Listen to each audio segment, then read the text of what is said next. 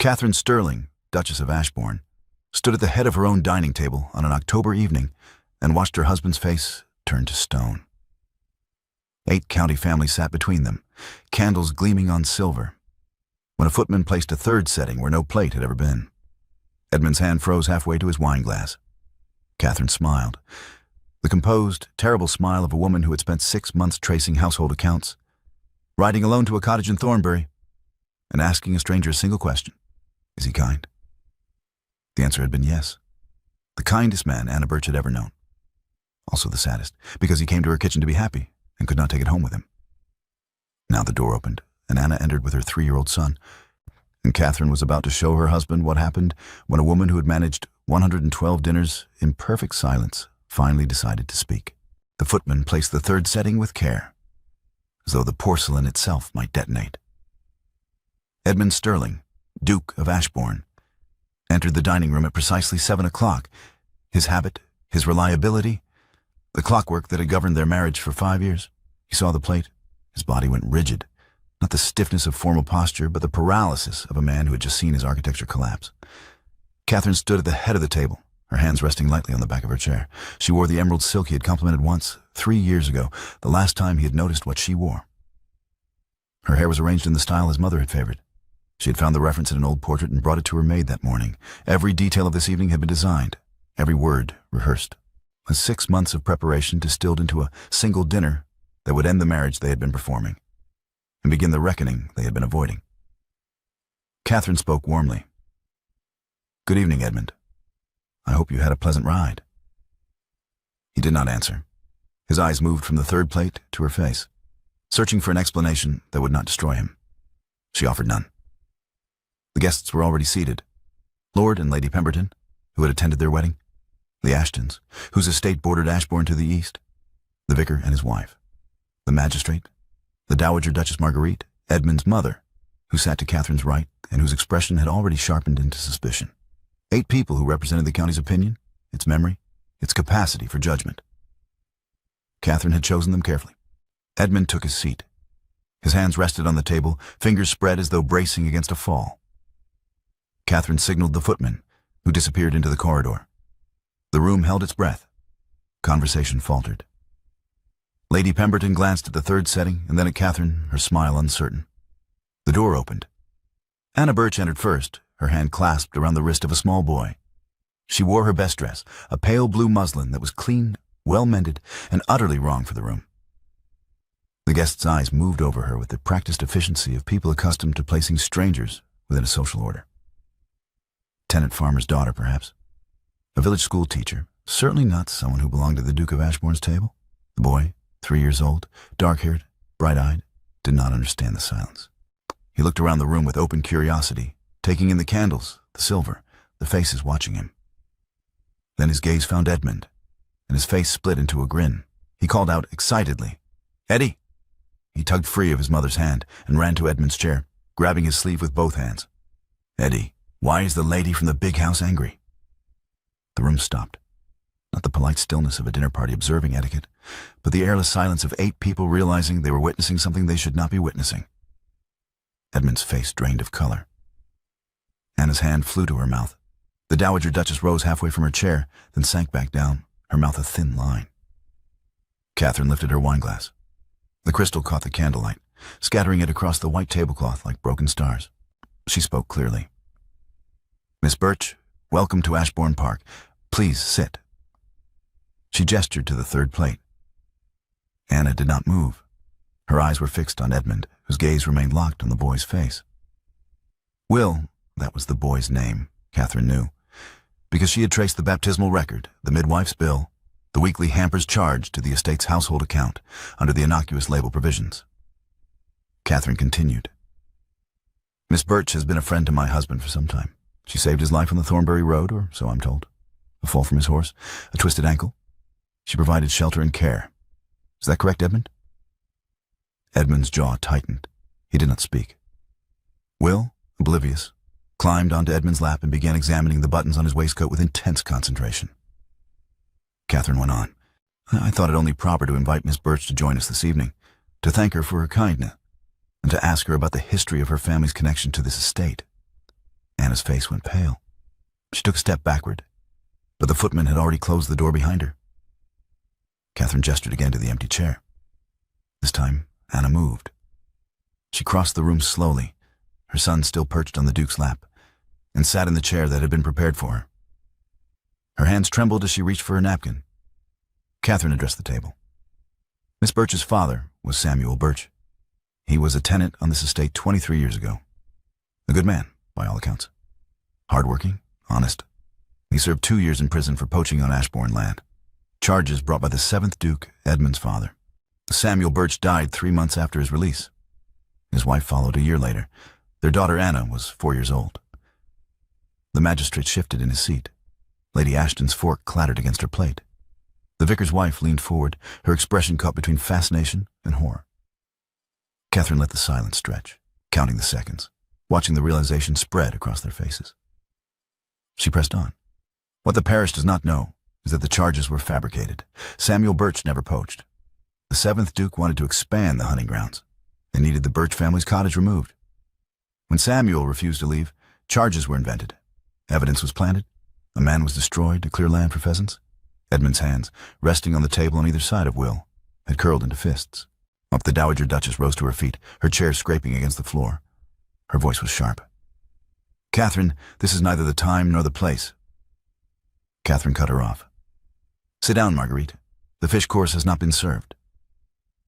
The Dowager remained standing. Catherine turned to face her, and the expression on her face, composed, immovable, designed to be witnessed, made the older woman sink slowly back into her chair. Catherine's voice remained level. My husband learned of this crime 3 years ago. He received a deathbed confession from Greaves, his father's former steward. The letter detailed the entire affair, the fabricated evidence, the bribe to the magistrate, the deliberate destruction of an innocent family. Edmund rode to Thornbury the day he received the letter. He found Anna Birch living in a cottage with a leaking roof, a widow with an infant son, surviving on what little her late husband's family would spare. He paid for repairs. He provided a bank draft. He arranged for regular provisions to be delivered. She paused, lifting her glass again. The wine inside was untouched. She continued. He has continued those visits every Thursday for 3 years. Every Thursday, without fail, my husband rides to Thornbury. He sits in Miss Birch's kitchen. He plays with her son. He repairs shelves and mends fences and brings cheese and bread and milk. He has been, I am told, unfailingly kind. He has also been unfailingly silent about the reason for his visits, both to Miss Birch and to this household. Restitution, he calls it. Duty. Not the correction of his father's sin. She set the glass down and looked directly at her husband. Edmund's face was a mask, every line of it carved from stone. Will had stopped playing with the buttons and was looking up at him, confused by the tension in the room. Catherine raised her glass one final time. To the Birch family, may they finally receive the justice they were denied. No one moved. No one raised a glass. The Dowager stood again, this time with enough force to knock her chair backward. She did not speak. She turned and walked from the room, her skirts snapping behind her like a whip. The door slammed. Will flinched. Edmund's arms came around him instinctively, steadying him. The boy looked up at his mother, his lower lip trembling. Anna spoke softly. It's all right, Will. Come here. But Will did not move. He stayed where he was, tucked against Edmund's chest, and asked in a small, bewildered voice, Eddie, why is everyone so quiet? Catherine set down her glass. The sound of crystal meeting wood was the only sound in the room. She looked at her husband, at the woman sitting in the third chair, at the boy who had just called the Duke of Ashbourne by a name no one in this house had ever heard. She announced calmly, Dinner is concluded. Thank you all for coming. 5 years earlier, Catherine Langley had stood in the chapel at Ashbourne Park and married a man she had met 4 times. The marriage had been arranged by her father and the 7th Duke, a political alliance that secured the Langley family's influence in the county and provided the Stirlings with the financial stability they needed after 2 failed harvests. And Edmund had been 29, newly inheriting the title after his father's sudden death. Catherine had been 25, the eldest daughter of a family whose wealth came from shipping and whose social position required the legitimacy of aristocratic connection. The wedding had been efficient. The vows had been spoken clearly. The guests had applauded. Catherine had worn white silk and carried roses from the Ashbourne gardens. Edmund had stood beside her with perfect posture and a face that revealed nothing. They had danced once at the reception. He had complimented her dress. She had thanked him. They had not touched again until the carriage ride back to Ashbourne, when his hand had briefly steadied her elbow as she stepped down onto the gravel drive. Their wedding night had been polite, brief. He had asked if she was comfortable. She had said yes. He had blown out the candle and left before dawn. She had lain awake in the dark, listening to the sound of his boots retreating down the corridor, and wondered if this was what marriage was supposed to feel like, a transaction completed, a contract signed, two people occupying the same house and calling it a union. The days that followed had established a pattern that would govern the next 5 years. Edmund managed the estate's agricultural concerns and the tenants. Catherine managed the household, staff, accounts, social calendar, correspondence. They took breakfast together in silence. They dressed for dinner and sat at opposite ends of a table long enough to seat 20. They attended church on Sundays, standing side by side in the family pew, and returned home to separate studies where they worked until the lamps burned low. Catherine learned the rhythms of Ashbourne Park with a precision she had once applied to her father's shipping ledgers. She knew which tenants paid rent on time and which required reminders. She knew the cook's preferences, the housekeeper's grudges, the footman's habit of polishing silver too vigorously and leaving scratches. She knew the exact cost of candles, coal, soap, and wine. She knew how many guests could be accommodated comfortably and how many would require the opening of the east wing. She knew everything except the man she had married. Edmund was correct in all things. He never raised his voice. He never forgot an anniversary. He never failed to compliment her management of the household or her handling of a difficult guest. He signed the documents she placed before him, approved the menus she suggested, and attended every dinner she arranged. He was unfailingly polite, unfailingly reliable, and utterly absent. She told herself this was normal. Marriage among their class was not built on affection. It was built on duty, stability, and the efficient management of shared resources. She had not expected love. She had not even expected friendship. What she had expected, what she had been promised by her mother, by her aunts, by every woman who had prepared her for this role, was partnership, a shared purpose, the quiet satisfaction of building something together. Instead, she had built everything alone. 112 dinners in 5 years. She had counted them once, during a sleepless night when the silence in the house felt heavier than stone. And 112 evenings of candlelight and conversation, of managing seating arrangements and dietary restrictions and the delicate social ballet of county politics. Edmund had attended everyone.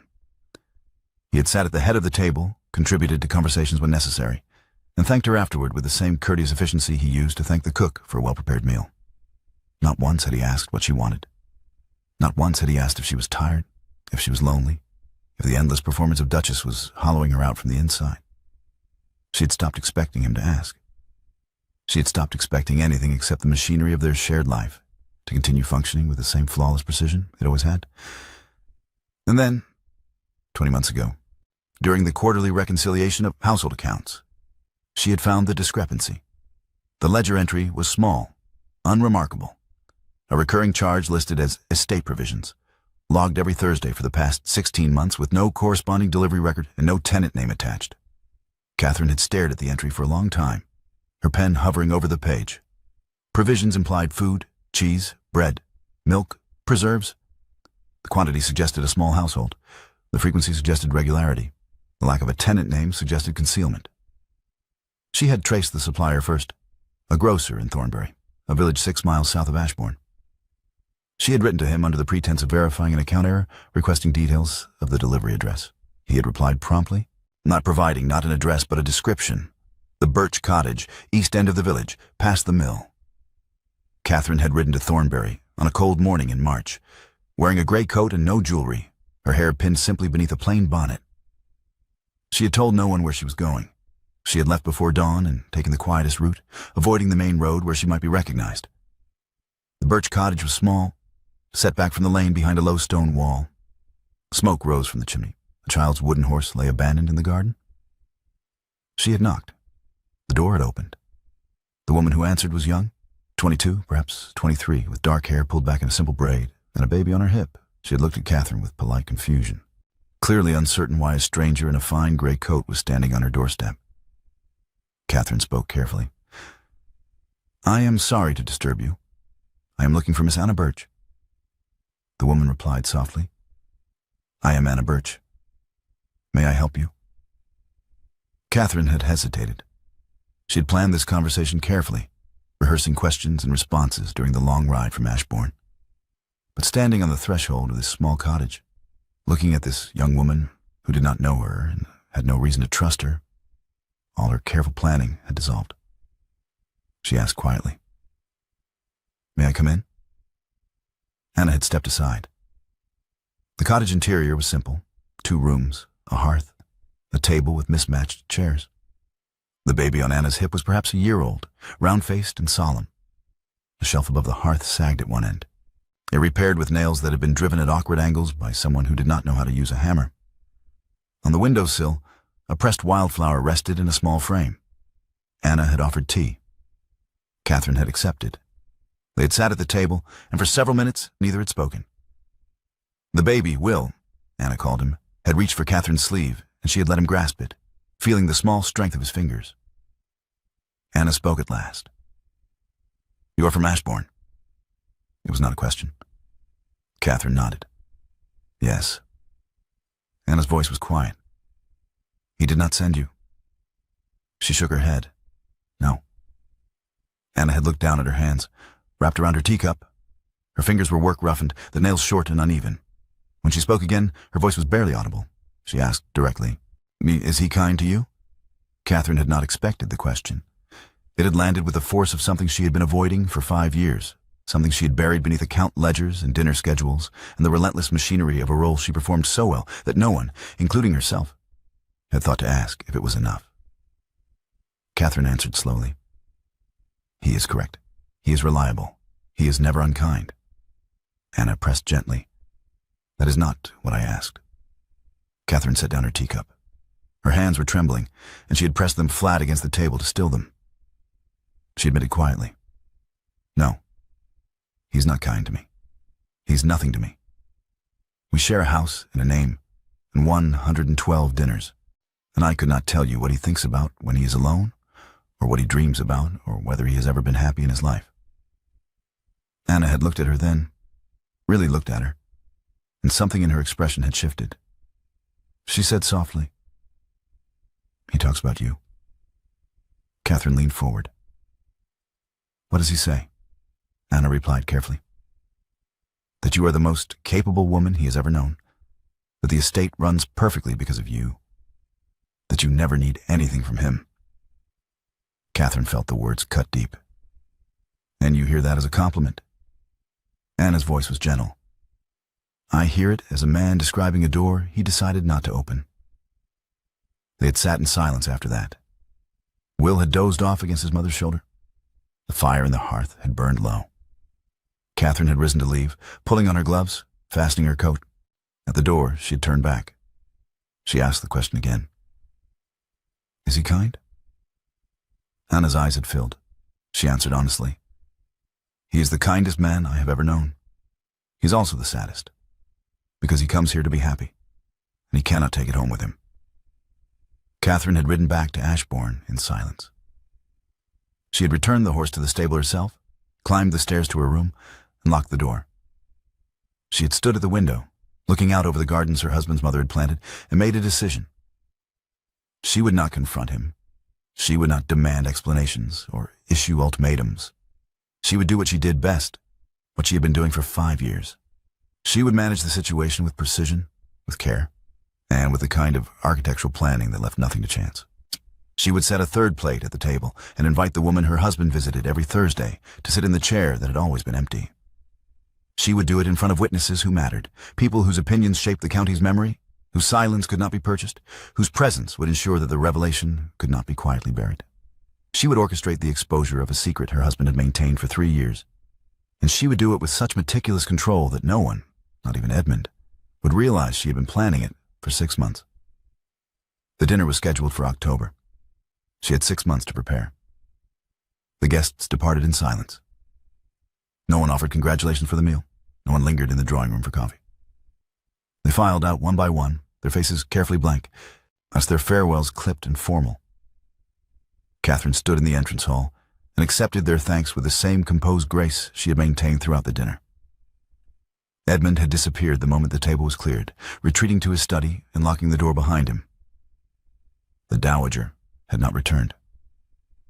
Anna remained in the guest room where a maid had taken her after the dinner concluded. Will was asleep on the bed, curled on his side with one hand tucked beneath his cheek. Anna sat in the chair by the window, her hands folded in her lap, staring at nothing. Catherine found her there an hour later. She knocked once, then entered without waiting for an invitation. Anna did not turn. Anna's voice was flat. He never told me. He never told me who he was. I knew he was from Ashbourne. He said as much the first time he came. But I thought he was a steward, someone managing the estate. I did not know he was the Duke. Catherine spoke quietly. I know. Anna's voice broke. And his father. She pressed a hand to her mouth, her shoulders shaking. His father destroyed mine, and he never told me.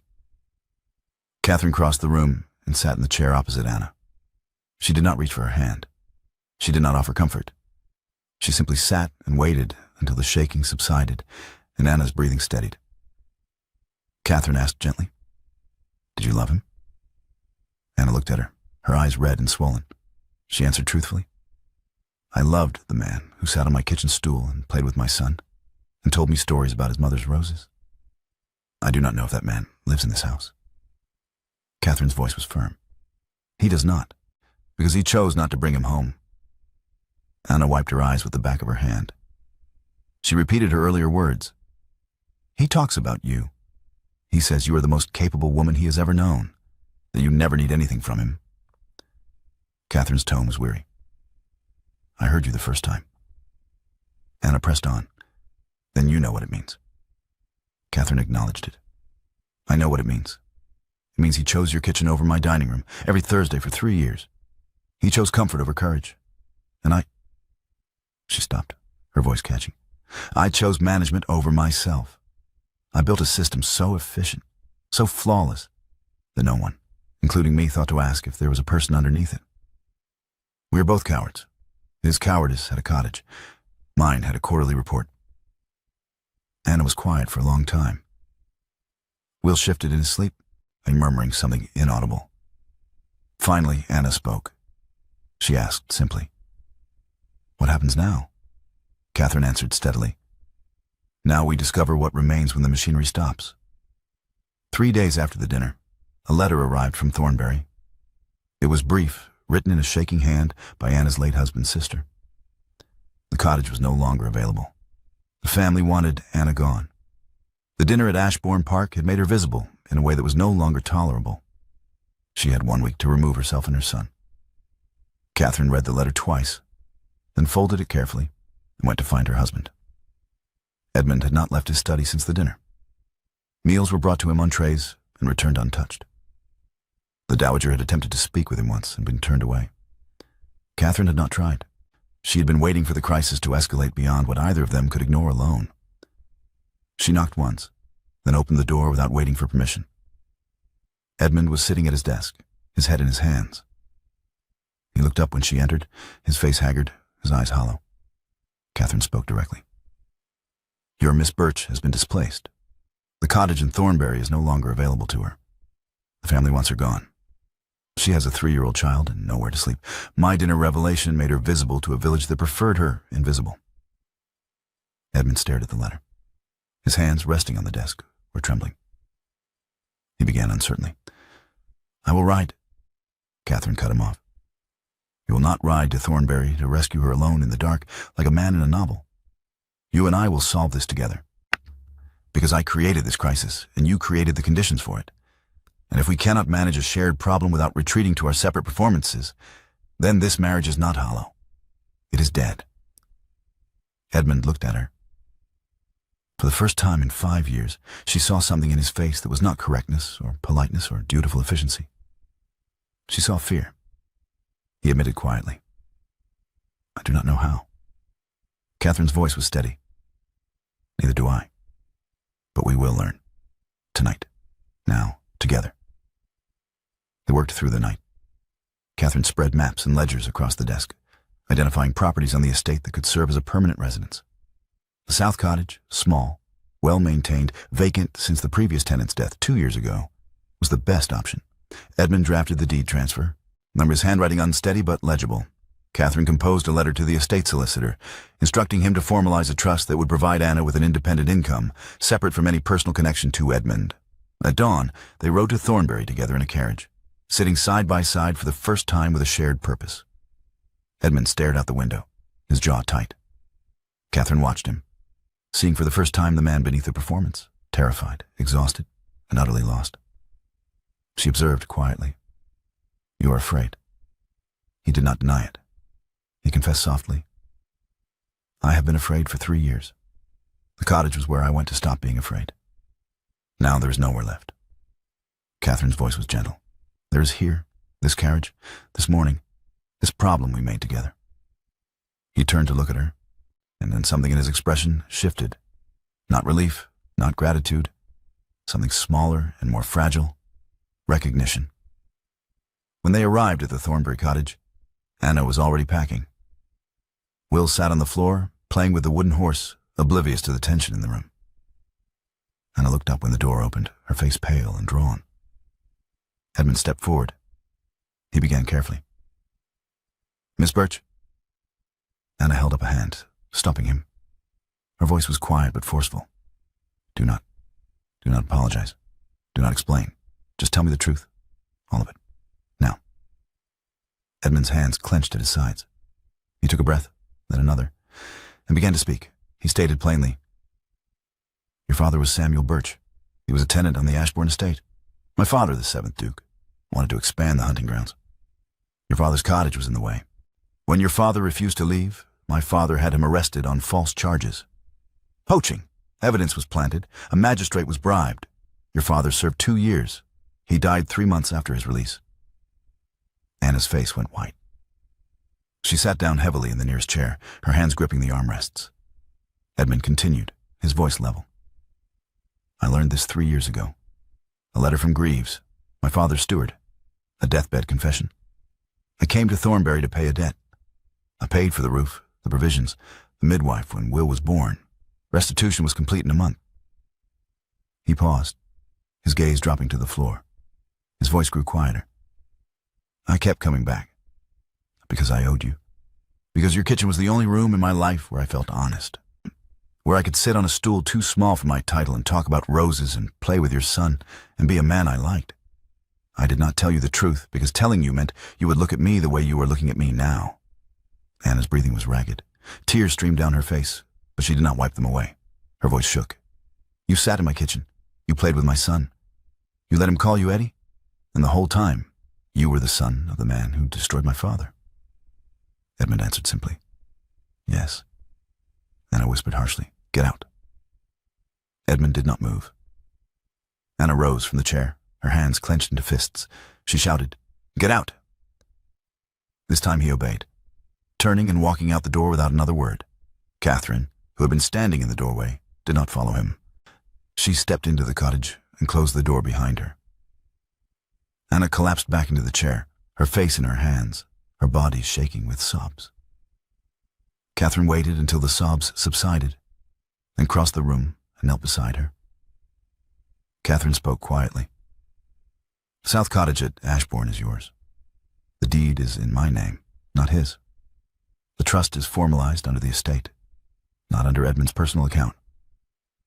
Whatever you decide about him, whether you forgive or never speak to him again, the roof and the income remain. This is not his gilt-paid in cheese and Thursday affection. This is the estate's debt, a deed, an apology, and your father's name restored in the parish register." Anna looked up, her eyes red and swollen. She asked hoarsely, "Why are you doing this?" Catherine answered honestly, "Because I detonated your life at a dinner party, and because I owe you a roof." Catherine claimed the morning room 3 days later. It was a small, south-facing space on the 2nd floor that had been closed for years, the furniture draped in dust covers, the fireplace cold and empty. She had the room cleared, the windows opened, the floor scrubbed. She brought 2 armchairs from storage, a small table, a lamp. She lit the fire herself, kneeling on the hearthstone and coaxing the kindling into flame. When Edmund found her that evening, she was sitting in one of the chairs, a book open in her lap, the firelight casting shadows across the walls. He stood in the doorway, uncertain. He asked hesitantly, "What is this room?" Catherine did not look up. "A room without a schedule?" He hesitated and stepped inside. He asked carefully. "May I sit?" she replied evenly. "If you wish." He sat in the second chair. The fire burned between them. For a long time, neither spoke. Catherine turned a page. Edmund stared at the flames. He spoke finally, his voice low. "I knew. That is the part you need to hear. I knew the marriage was empty. I knew Thursday was the only day I felt alive. I knew you managed everything, and I contributed nothing. And I chose to ride to a cottage instead of sitting in this chair and telling you I was unhappy." Catherine set down her book. She asked directly, "Why?" Edmund answered honestly. "Because the cottage cost nothing. You would have cost everything. Honesty with a woman I married for political convenience and never tried to love. That required courage. The cottage required a saddlebag." The fire crackled. Catherine's hands rested on the arms of her chair, her fingers gripping the wood. She stated plainly, "You gave her your warmth and your humor, the sound of your voice when it is not performing. You gave me your signature on quarterly reports." He acknowledged it. "Yes." Catherine's voice held steel beneath its steadiness. "That is not blindness, Edmund. Blindness would be kinder.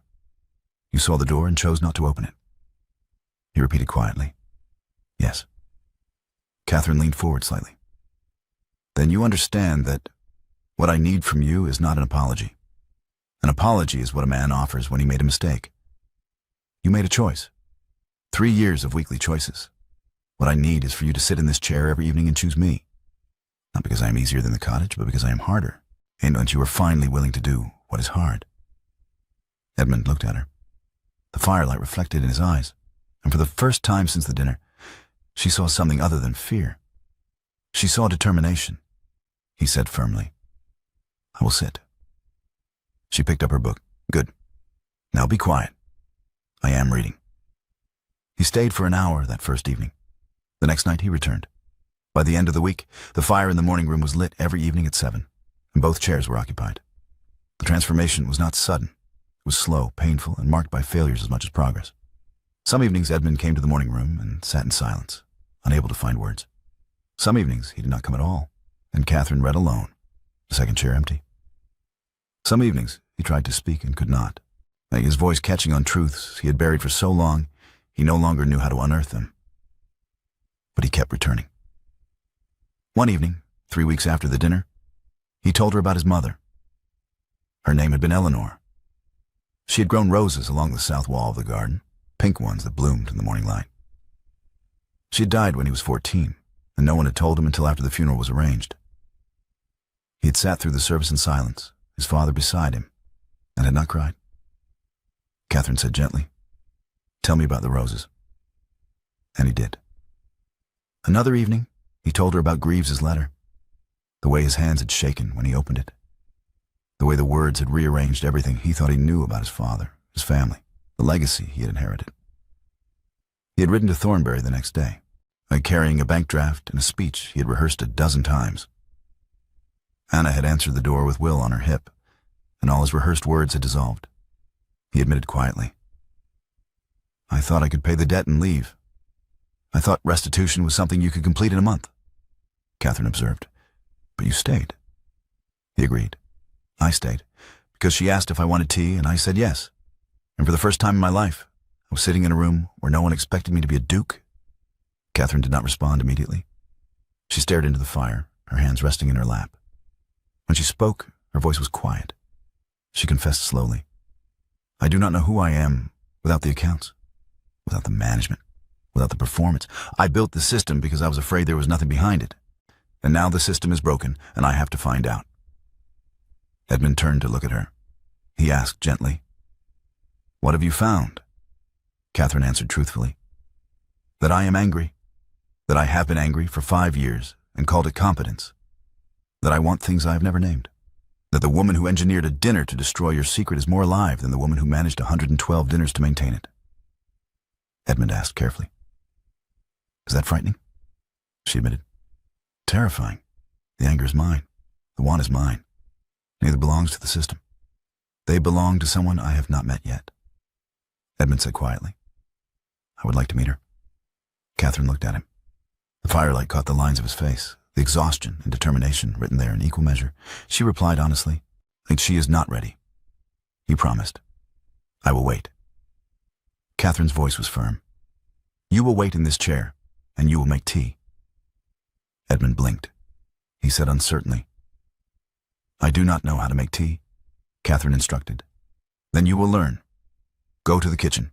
Ask Mrs. Fenton where the kettle is kept. Boil water, measure leaves. Bring me a cup. Do not return until you have done it yourself." He stood slowly, uncertain, then left the room. Catherine listened to his footsteps retreating down the corridor, then turned back to her book. 20 minutes later, he returned carrying a tray. The teacup rattled against the saucer as he set it down on the table beside her chair. She lifted the cup and sipped. Her face remained impassive. She stated flatly, "This is terrible." He acknowledged, "I am aware." Catherine took another sip. "Miriam, it is also the first cup of tea you have ever made me. Make another one tomorrow. Better." He did. The next evening's tea was slightly less terrible. By February, it was acceptable. By March, she no longer needed to tell him how she took it. Lemon, no sugar, second shelf, left side. Spring arrived slowly, softening the edges of Ashbourne Park. The morning room no longer needed the fire, but they lit it anyway, a ritual that had become as essential as the chairs themselves. Edmund entered one evening in late April, carrying a small bunch of wildflowers. He set them on the table beside Catherine's chair without speaking. She looked up from her book. She asked curiously, "What are these?" He answered simply, "Wildflowers, from the south garden." She replied dryly, "I can see that. Why are they here?" Edmund explained, "Because you have never asked me for flowers, and I thought it was time I gave you something you did not have to ask for." Catherine set down her book and picked up the flowers, turning them slowly in her hands. They were simple, daisies, clover, a few sprigs of lavender, nothing like the elaborate arrangements that appeared in the entrance hall every week, ordered by the housekeeper and charged to the household account. She said softly, "Thank you." Edmund sat in his chair. For a long time, they said nothing. The fire crackled. The flowers rested on the table between them, small and imperfect, and entirely theirs. Edmund spoke at last. "Anna has agreed to let Will visit on Saturdays, in daylight, with both of us present." Catherine looked at him. She asked carefully, "Both of us?" Edmund clarified. She was very specific. She said if I wanted to see Will, it would be in the presence of my wife, in a room where there were no secrets. Catherine considered this. She said thoughtfully, "That is fair," Edmund admitted. "I thought you might object." Catherine asked, "Why would I object? You love that child, and he loves you. Denying that would be petty, and I am not interested in being petty. I am interested in building something that does not require concealment to function." Edmund's hands tightened on the arms of his chair. He said quietly, "I do not deserve you." Catherine agreed. "No, you do not, but you are improving, marginally." She reached across the space between their chairs and took his hand. Not gently, the grip of a woman who had spent 6 months dismantling a marriage and 3 months rebuilding it, one evening at a time. He held on. On Saturday arrived warm and bright. Will came with Anna in the late morning, his small hand clasped in his mother's as they walked up the drive to Ashbourne Park. Catherine met them at the door, Edmund beside her. Will looked up at them with wide eyes, taking in the house, the gardens, the sheer scale of a world he had only glimpsed through the frame of a dinner-table disaster. Will asked uncertainly, "Eddie, is this where you live?" Edmund knelt to his level. "It is. Would you like to see the frogs?" Will's face lit up. He asked excitedly. "There are frogs," Edmund replied solemnly. "Hundreds. In the pond by the south garden. They have been waiting for you." Will turned to his mother. He asked eagerly, "Can I?" Anna looked at Catherine, who nodded. Anna smiled. "Go ahead. We will follow." Will ran ahead, his small legs carrying him across the gravel drive toward the gardens. Edmund straightened and offered his arm to Catherine. She took it, and together they followed, Anna walking beside them. The pond was small, tucked into a corner of the south garden where the roses grew thickest. Will knelt at the edge, his hands braced on the stone rim, staring into the water with the intense focus of a child discovering a new world. A frog surfaced, and he gasped. He called out, "Eddie, look! It has spots!"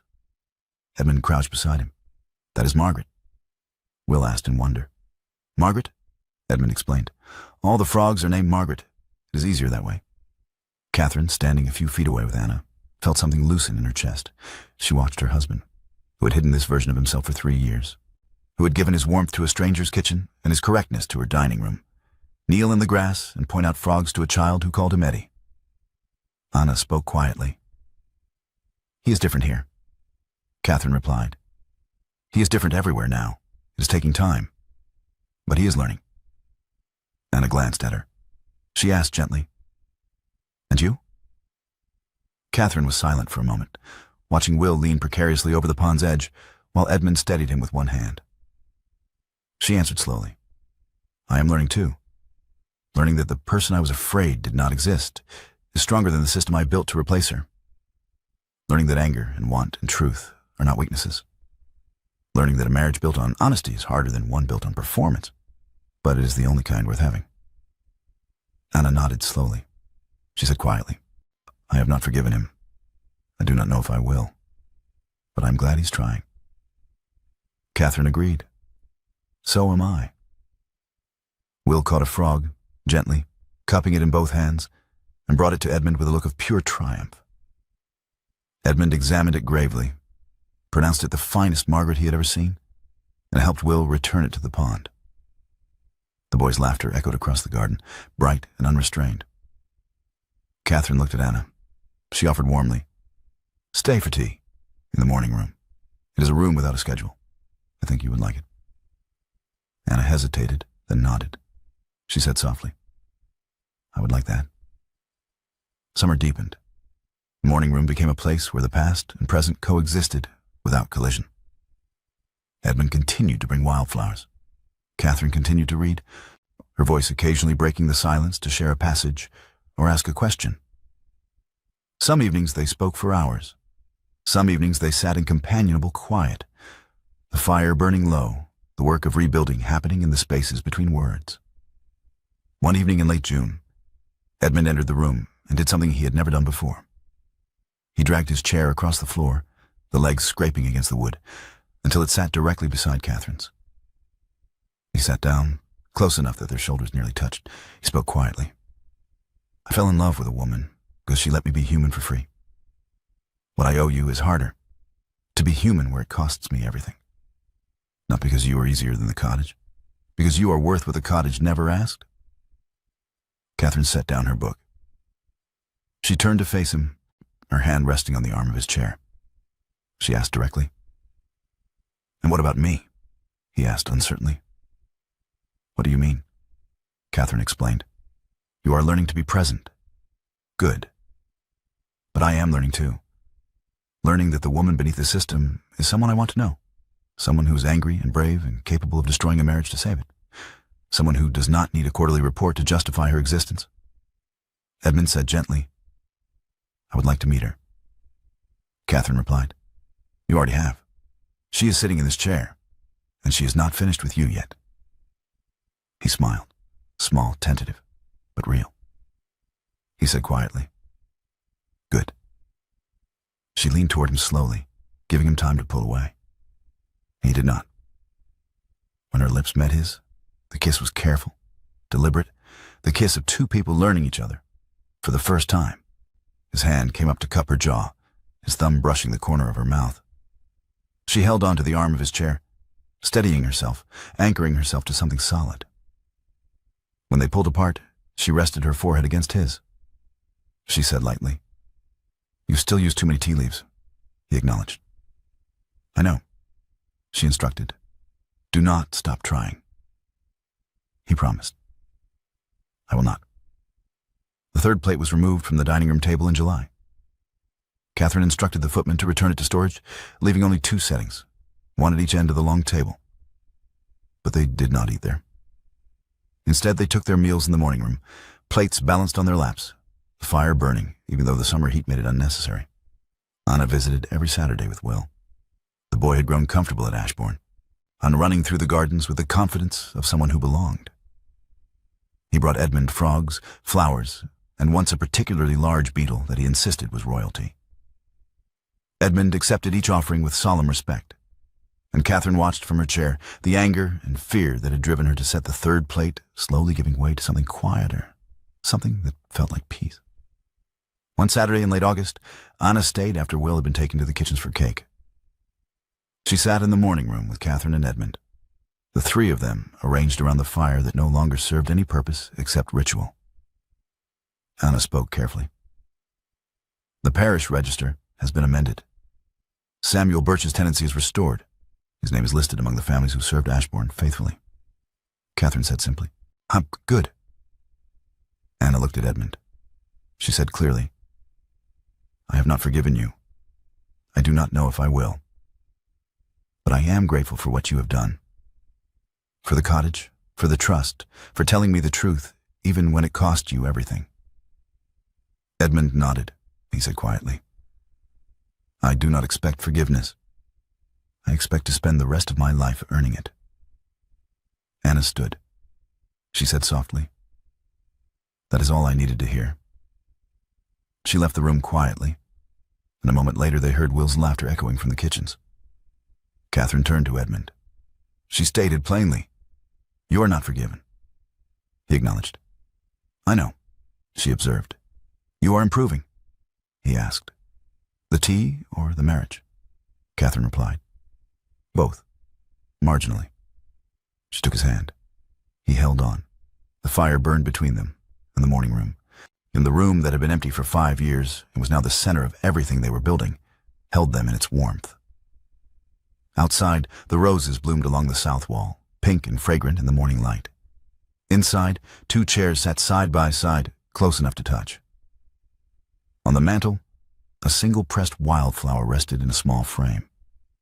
The one Catherine had taken from Anna's cottage 6 months ago, the first piece of evidence in an investigation that had ended a marriage and begun something truer. The third plate was gone. 2 remained, both occupied, both seen.